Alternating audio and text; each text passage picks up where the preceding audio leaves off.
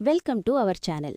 మన దేశ ఉన్నత విద్యారంగంలో ఒక ఆసక్తికరమైన మార్పు కనిపిస్తోంది. విదేశీ విద్యార్థులు ఇప్పుడు మన తెలుగు రాష్ట్రం వైపు అడుగులు వేస్తున్నారు. దీనికి సంబంధించిన పూర్తి వివరాలు ఈ వీడియోలో చూద్దాం.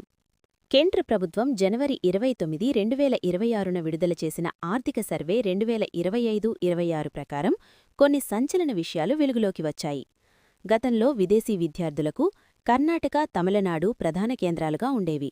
కానీ ఇప్పుడు అక్కడ ప్రవేశాలు తగ్గి ఆంధ్రప్రదేశ్, గుజరాత్, పంజాబ్ మరియు ఉత్తరప్రదేశ్ రాష్ట్రాల్లో విదేశీ విద్యార్థుల సంఖ్య గణనీయంగా పెరిగింది. దక్షిణాదిలో ముఖ్యంగా ఆంధ్రప్రదేశ్లో విదేశీ విద్యార్థుల నమోదు పెరగడం విశేషం. 2001లో విదేశీ విద్యార్థుల సంఖ్య కేవలం 7,000 లోపు ఉండేది.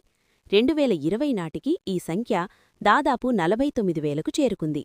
విదేశీ విద్యార్థుల సంఖ్య పెరుగుతున్నప్పటికీ మన దేశం మొత్తం ఉన్నత విద్యా నమోదులో ఇది కేవలం 0.10% మాత్రమే. అంటే ఇంకా సాధించాల్సింది చాలా ఉంది. చూశారుగా, మన విద్యాసంస్థలు అంతర్జాతీయ స్థాయికి ఎదుగుతుండటం గర్వకారణం. ఈ సమాచారం మీకు నచ్చినట్లయితే like, share, comment and subscribe.